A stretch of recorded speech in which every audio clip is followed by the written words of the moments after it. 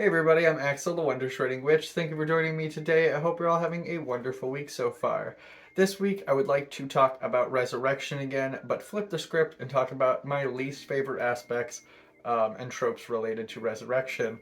As always, I would love to hear from you guys in the comments and do all the other things to please the algorithm gods. Like, subscribe, ring the bell. I would vastly appreciate it. And now let's get on to today's tropes.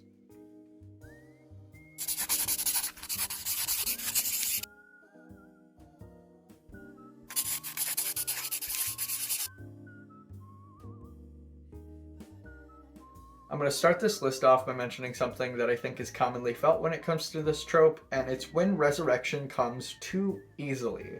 If it is just a magical undo button, you are not only making that a weak section of your writing, but you are then subtracting from any impact that your death had.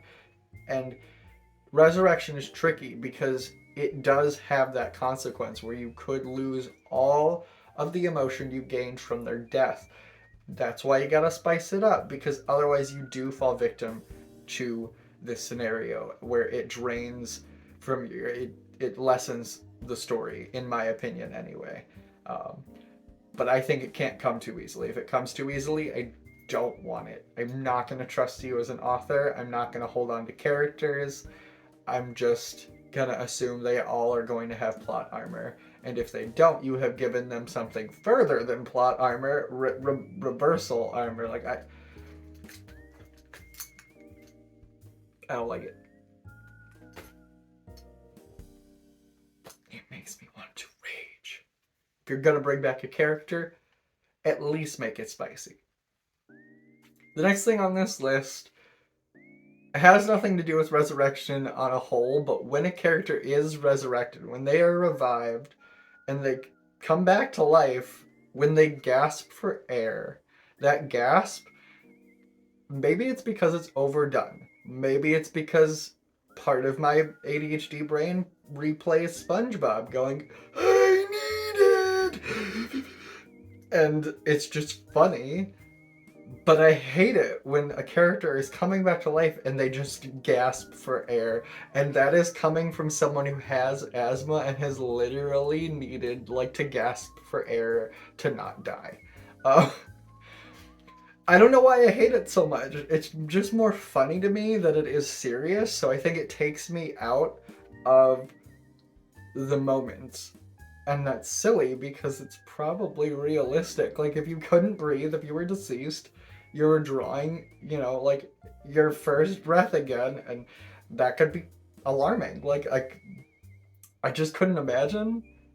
Actually, I could, because again, asthma kicks my ass. Because realistically, if you were to be brought back from the dead for people who are resuscitated, I don't know, maybe you can chime in.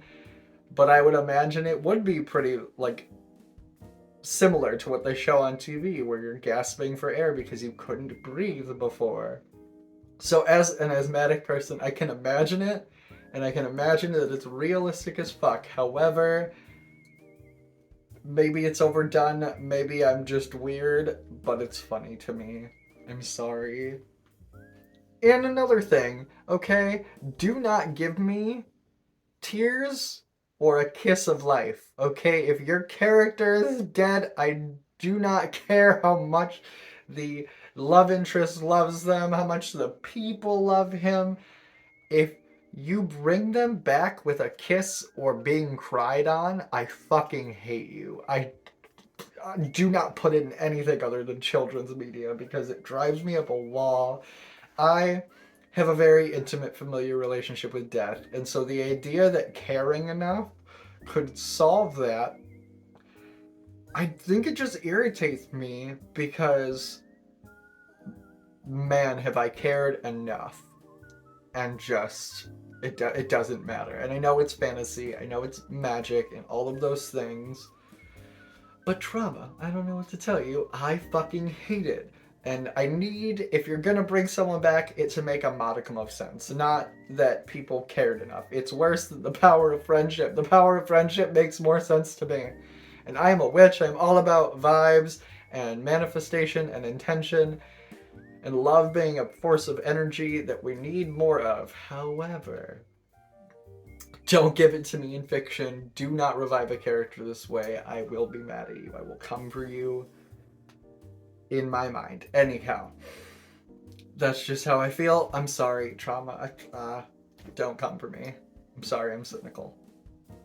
I am not sure if this counts as resurrection or just relentless not dying. But another thing that grinds my gears is when they are reborn from a single cell. And yes, I am talking about Dragon Ball Z because it's not the only thing that's done it. I've read it like 4 or 5 times, and that's way too fucking many. Guys, we know by now you need to incinerate every last cell. However, do you know how small cells are? Like, you burn something and ash is still left. There's still stuff in there. Like, maybe because the science doesn't science. The math doesn't math for me. And so when they're brought back from a single cell, like, they're dead. I don't know what force of nature has to exist that you would come back from that, but it's annoying and it's not entertaining. Weak. It's just weak. It's been done too many times and I need more. There can be a reason it is regrowing and it could have a particular weakness or something. You know, maybe it burns but it doesn't actually disintegrate. Maybe it just changes forms into a gaseous state or something. I make it interesting. But if they're just regenerating from a single cell because you couldn't evaporate every cell in the vicinity, just don't. It just grinds my gears. We're gonna jump back, and this one's kind of similar to the kiss of life, and that is just the refusal of death. I am a huge fan of fighting the gods. I'm a huge fan of telling life to go fuck herself, alright? Fuck her mistress. I'm a fan. Challenge divinity. However,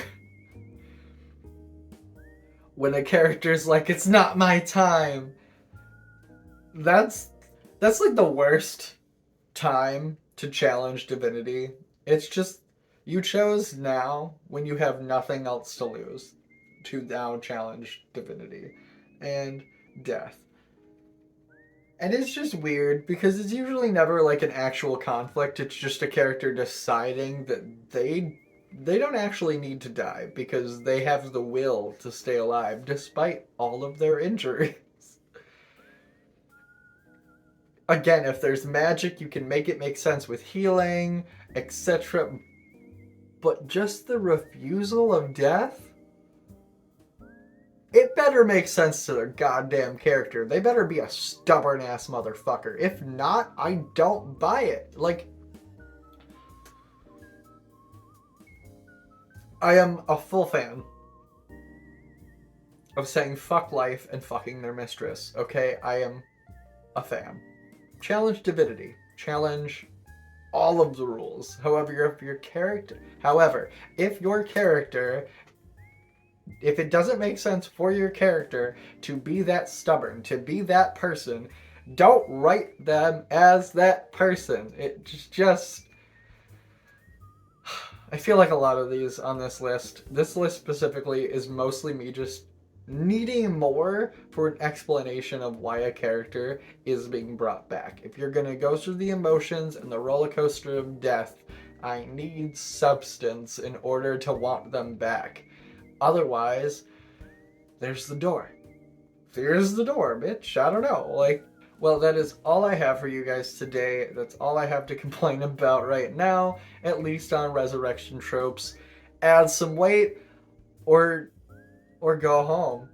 Go big or go home with that one. And I really think that one is one of the only situations where I do need a little bit more weight. With other things, you can have light consequences, light stakes. But when it comes to resurrection, I need them to be way up here. Like, through the fucking ceiling stakes. Because Anything less to me is a little lazy, and you shouldn't have killed them off in the first place. There was another method you could have used to remove them from the story, etc. These are only my opinions, and feel free to share yours. I would love to chat with you guys in the comments. Until next week, I hope you all have a wonderful time. Spread all the peace and love you can. Bye.